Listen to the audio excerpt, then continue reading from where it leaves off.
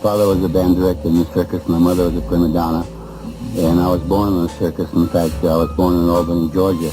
And 13 days later, we rejoined, my mother and I rejoined the show, which they told me, I don't remember. The song I originally rolled to get here was I Had the Craziest Dream, recorded by Harry James and his orchestra with vocalist Helen Forrest. A quick glance at the available albums told me the one to listen to was probably called Trumpet After Midnight. Well, I listened to Trumpet After Midnight, and I encountered a problem immediately. It had I Had the Craziest Dream, but it's a different version. So I started doing some research, and here's what I found.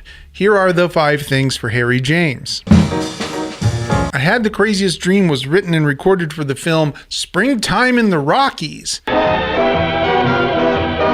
So I thought maybe I could use the soundtrack for that movie for this week's album. And I think that would have been a ton of fun because aside from Harry James, there was a bunch of songs by Carmen Miranda and Bando de Lua. But alas, no soundtrack was ever made for that movie. Then I found a fabulous French record label that specializes in releasing chronology-based compilations of old 78s. And in fact, they released one called Harry James and His Orchestra, 1942, that I think would have been perfect.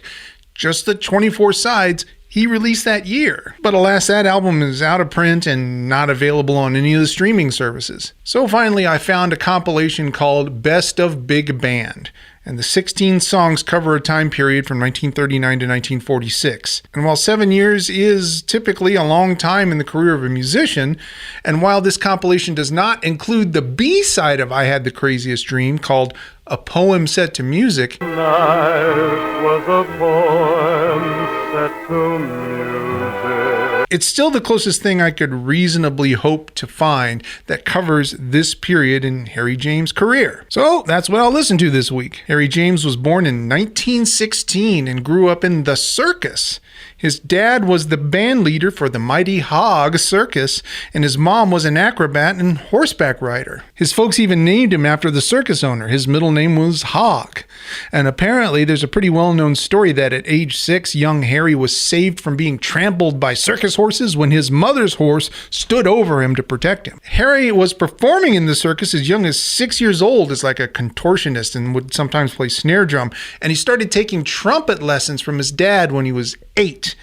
By 15, when the family left the circus and settled in Beaumont, Texas, Harry was playing in local dance bands. After high school, he started playing at the Peabody Hotel in Memphis, and after that, he joined a couple of national big bands, eventually landing in Benny Goodman's orchestra at age 19. He was only in Benny Goodman's orchestra for a year, but his short tenure there was actually a cool thing, because what had happened was Goodman heard something special in Harry James and fronted him the money necessary for him to start his own big band based out of Philadelphia. Kind of like what Frank Zappa did for Lowell George when he started Little Feat. By 1941, Harry James added a string section to his big band and started releasing chart-topping sides, including You Made Me Love You. I've heard that song before, and the song that got us here this week, I Had the Craziest Dream. As a band leader, Harry James was known for a few things. First, he was widely considered one of the best trumpeters alive at the time. Keeping in mind that at the time, jazz and big band swing were related, but not really the same thing,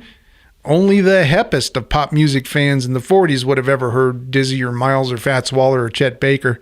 Kind of like how pop and rock fans of the late 60s might never have heard Grant Green or John McLaughlin, but they sure as heck knew Eric Clapton. Harry James was also known for scouting and attracting young talent to his band. He was the first national act to feature Frank Sinatra, for example. From the bottom of my heart, I need you. At age 19, Harry married singer Louise Tobin. Just one of those nights. But they divorced 8 years later. And that same year, he married Betty Grable, an enormous movie star and model. You've definitely seen her pinup poster before. In 1945, Betty and Harry were the highest paid couple in the country. Betty and Harry, what would their couple name be? That's tougher. I mean, Barry? And thanks to his relationship with Betty Grable, he and his orchestra started showing up in major motion pictures like Private Buckaroo, Swing Fever, Bathing Beauty, before starting his own acting career in movies like Do You Love Me? Even The Sting Part 2. The Sting 2, rated PG. And if this sounds familiar, I mean, basically we had the same story last week. Ray Anthony, trumpeter, local bands in high school, joined Glenn Miller's orchestra, married Mamie Van Doren, appeared with his own orchestra in movies before starting his own acting career. Harry James, trumpeter, local bands in high school, joined Benny Goodman's orchestra, married Betty Grable, appeared with his own orchestra in movies before starting his own acting career. And both have first names for last names. And that's the 5 things for Harry James. Time to give Best of Big Band a spin. Back soon with first impressions. Was that old movie called Bathing Beauty. Harry James appears in the film and he plays Horace Toccata, and there's a bit in the middle where I remember Rafael Mendes playing it down in the middle register, and Harry James in the movie goes up the octave and plays it in the same register as the violin. To get the big thing out of the way first, no, this is not an album of easy listening. Oh, praise Xenu. Best of Big Band by Harry James is 1940s pop music with heavy swing influences and touches of Latin and classical, and more than its fair share of ballads. Track 1 is strictly instruments, a mid-tempo swing played to rhythm changes. Instrumental arrangement is heavy on the novelty, and the head is tight as a drum.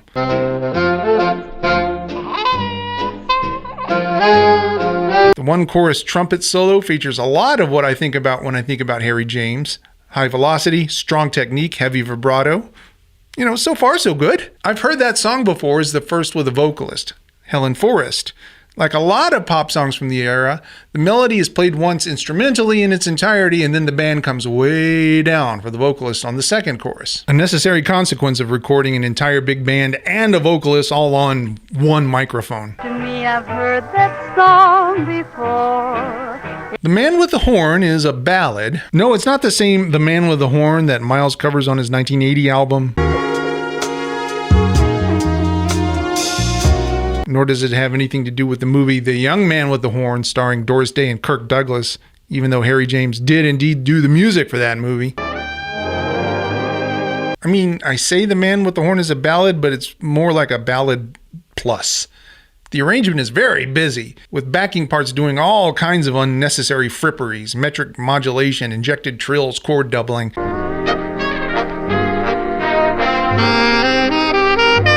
Seems to me that this song would have been a lot nicer if they'd pulled everything back by about 75%. The next song, I Had the Craziest Dream, the song I actually rolled to get us here in the first place, if it had the same workup as The Man with the Horn, I don't think I would have liked it as much. Though there was a bit of unnecessary drama added just before Helen Forrest's vocals start.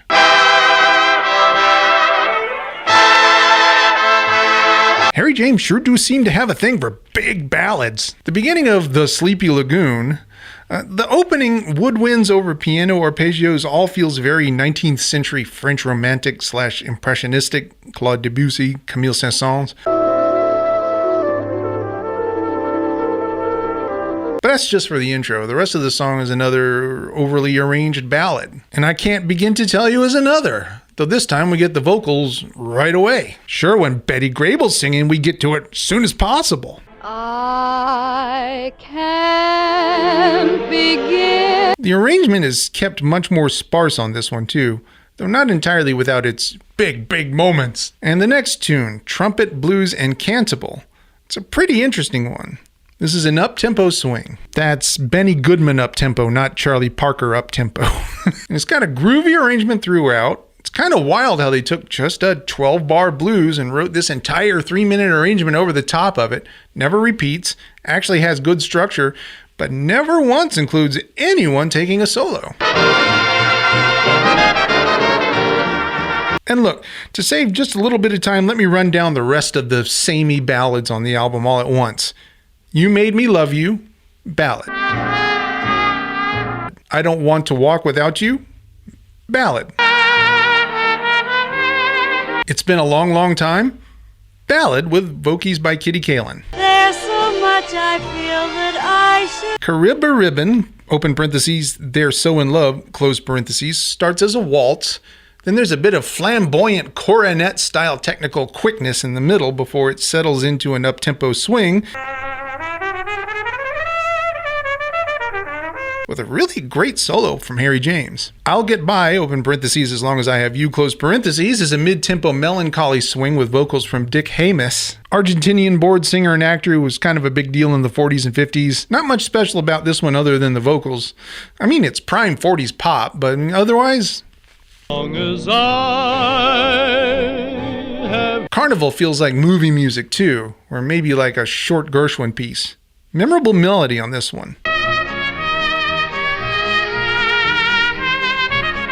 The arrangement of The Devil Sat Down and Cried is pretty interesting. It starts with clapping, stomping, chatting voices, eventually resolving into a pretty respectable swing, but done in story song format. Told the devil go fly a kite, and so the devil sat down and cried. With vocals from Helen Forrest, Dick Haymes, and Dalton Risotto. You made up that name. Crazy name, right? I had to look him up. Apparently he was the trombonist in the Harry James Orchestra. Music Makers, also a respectable swing, but again with the layered and occasionally over-the-top arrangements being the primary feature. Music Makers was also the name of Harry James's orchestra. And the last song is I'm Beginning to See the Light. And I'm glad this song is included because it illustrates something that I've always talked about when I talk about the history of the guitar and why it really wasn't a thing during the big band era. There's a guitar on this song that's featured a couple of times, but the volume difference between the guitar and the rest of the orchestra, even when the guitar is right up next to the microphone, is vast. Even when the horns come completely down to zero, you can barely hear the guitar. Decent swing tune otherwise. Overall, I think I kind of dig these tunes for the most part. Yes, the tunes are heavy on the ballads and light on the solos, but there's a real art to arranging for big bands. And some of these arrangements are as good as any I've heard, especially for the period. I mean, we're not talking UNT Denton 1 o'clock lab band levels of music nerdiness in these arrangements, but for 1940s pop, you can do a heck of a lot worse. And those are my first impressions. Back soon with final thoughts. Big band comeback, the good bands never left. But unfortunately, we haven't had any farm system. There haven't been any new bands coming up to take the place of the old ones that are no longer existing. You know, like Benny plays once in a while, and then last year we lost Lombardo and Kenton, and we haven't had the replacements for those people. If you forced me to choose the pop music of one decade to exclusively listen to for the rest of my life, there are some days that I would say the 1940s. For starters, during the 30s and 40s, pretty much the only difference between pop and jazz was, what was the arrangement like? What was the size of the band, and does anyone take a solo? This is certainly the first pop album I've looked at for this series that has a song in the real book. For another, the 1940s was the last time, probably ever, that music fans identified music by band leaders and instrumentalists, not by singers or producers. This week's album is a great example. If I had to guess, I'd think that more of you knew the name Harry James than knew the name Helen Forrest. And you know why that changed, don't you? What ended the era of big bands and instrumental band leaders? It was the musicians' strike of 1942. For 2.5 years, musicians were on strike for better royalties from record labels. The music on this week's album, for example, includes no music recorded on 1943 or 1944 because there wasn't any. This had a lot of unexpected side effects, but a couple I find particularly interesting. First, it meant that right as bebop was being worked out in New York, nobody would record them due to the strike. So we have almost no recordings of the early days of bebop. Second, contracts for singers were handled separately from contracts for instrumentalists, so singers weren't affected by the strike.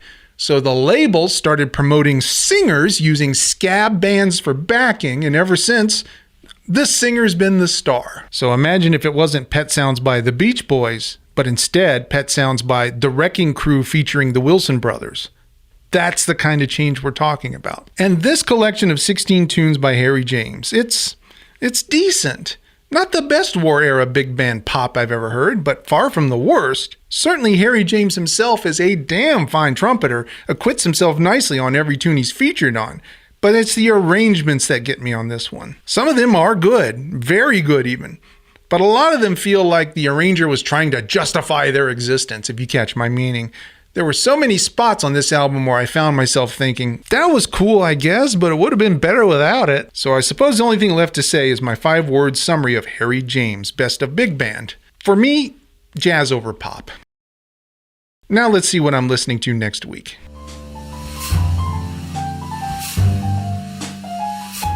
Okay, we know the drill. First is the year, 1993. This is a first for us. We've got a new decade, ladies and gentlemen, 1993. Now for week and for month. Second week of March, 1993. And finally, we need to find out our chart position. So 1 through 100 here and here. Number 62. And the number 62 song, second week of March 1993 on the Billboard Hot 100 is Beautiful Girl by INXS. My old boss, the director of the FSU Film School, used to say that INXS can do no wrong. My personal knowledge of their catalog doesn't extend past the 80s, so I guess I'm going to find out if Dr. Ungerite was correct in his assessment. Anyway, Beautiful Girl appears on their album Welcome to Wherever You Are, so that's what I will be listening to next. Thanks for hanging out with me, everyone. I will see you next week.